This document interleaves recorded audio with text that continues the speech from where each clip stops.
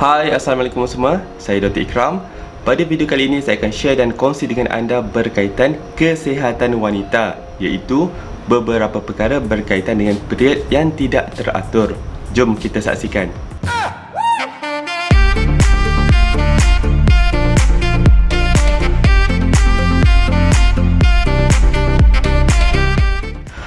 Hari ini special sikit, iaitu saya akan sentuh mengenai satu topik berkenaan wanita, iaitu penyakit berkaitan dengan period yang tidak teratur.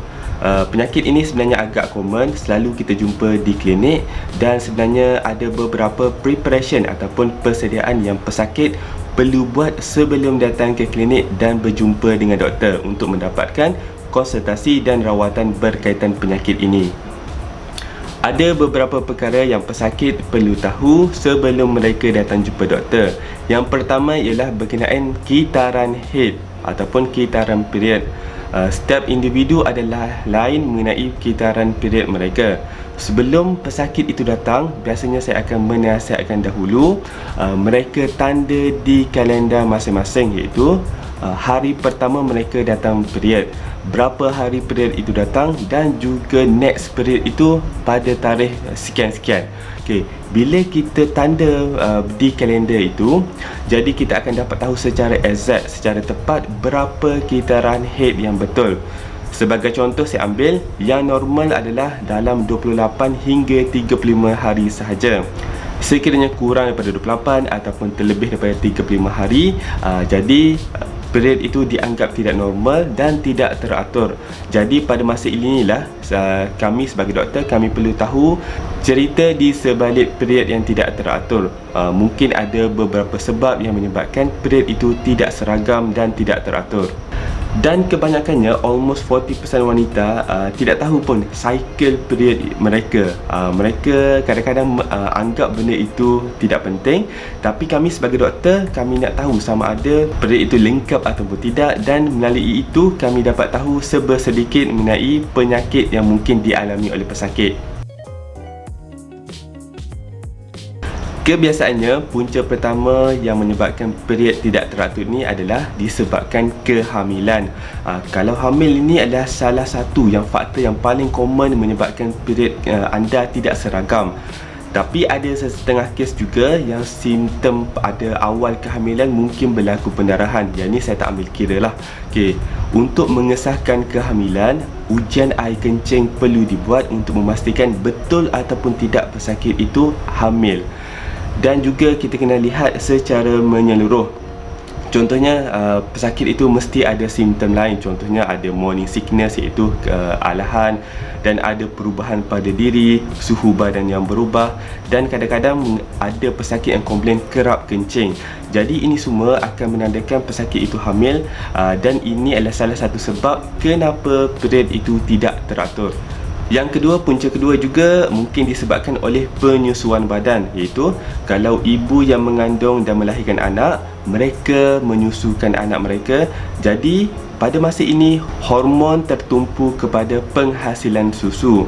Oleh itu period akan menjadi tidak teratur, dan mungkin keadaan ini akan akan berlanjutan sehingga 2 tahun. Jadi pada masa ini ia dianggap normal untuk tiada period. Jadi anda tak usah risau kalau anda menyusukan anak. Jadi ia adalah normal kalau anda tidak datang period. Faktor ketiga ataupun punca ketiga, mungkin wanita itu sedang mengalami menopause. Menopause adalah satu keadaan di mana period itu akan terhenti. Kebiasaannya bila wanita itu sudah mencapai umur 50-an. Tapi ada satu peringkat yang sebelum menopause kita panggil sebagai perimenopause, iaitu salah satu transition phase ataupun tempoh peralihan, di mana benda ini berlaku sehingga 4 hingga 8 tahun sebelum berlakunya menopause yang betul. Pada tempoh ini, itu 4 hingga 8 tahun ini, pesakit ataupun kaum wanita mungkin mengalami period yang tidak teratur, kerana pada masa ini perubahan hormon berlaku dan akan menyebabkan period itu kadang-kadang datang, kadang-kadang tak datang. Jadi pada tempoh perimenopause juga dianggap normal kalau anda tak datang period secara teratur. Seterusnya yang keempat, individu itu ataupun wanita itu mungkin ada masalah kesihatan yang tertentu.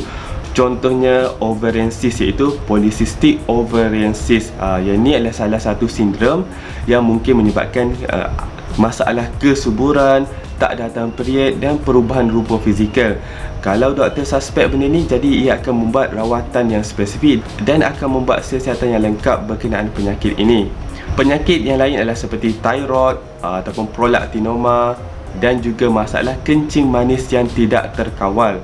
Dan faktor kegemukan ataupun obesiti juga menyumbang kepada perubahan hormon kepada kaum wanita itu. Jadi kita akan siasat apa penyakit yang mungkin dialami oleh wanita tersebut dan kami akan memberikan rawatan yang spesifik kepada anda. Faktor kelima ataupun yang punca kelima ialah berkenaan stres ataupun tekanan. Kadang-kadang tekanan ini akan menyebabkan wanita itu kerap berfikir. Bila kita kerap berfikir, ini akan menyebabkan gangguan kepada emosi dan seterusnya akan menyebabkan perubahan hormon itu berlaku. Dan last, at the end, ia akan menyebabkan period itu tidak teratur. Last sekali ataupun faktor yang last ialah berkenaan ubat-ubatan. Mungkin sesetengah ubat iaitu seperti ubat perancang, pil hormon, ubat untuk sawan ataupun ubat penenang akan menyebabkan anda mengalami period yang tidak teratur. Jika ini berlaku, anda boleh jumpa doktor. Mungkin doktor akan ubah dos ubat ataupun ubah ubat untuk mengelakkan benda ini berlaku. Dan ada sesetengah ubat tradisional iaitu jamu akan juga menyebabkan period itu tidak teratur. Last sekali pesanan saya kepada golongan wanita yang mempunyai masalah period yang tidak teratur ini, sebelum jumpa doktor, tanda dahulu kitaran head anda. Setiap individu ada kitaran head mereka tersendiri. Ia berubah mengikut individu dan doktor nak tengok sama ada kitaran anda itu adalah normal ataupun tidak.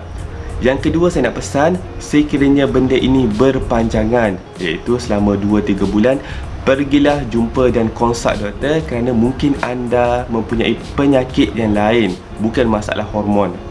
Pesanan saya ketiga, kalau anda tak datang period, ini bukan bermakna anda tidak subur. Ia mungkin hanya simple, iaitu melibatkan hormon sahaja dan bukan melibatkan penyakit berkaitan penghasilan telur. Sekian sajalah buat kali ini. Kalau anda rasa video ini bermanfaat untuk anda boleh subscribe channel ini. Dan last sekali saya ucapkan terima kasih kerana menonton. Assalamualaikum.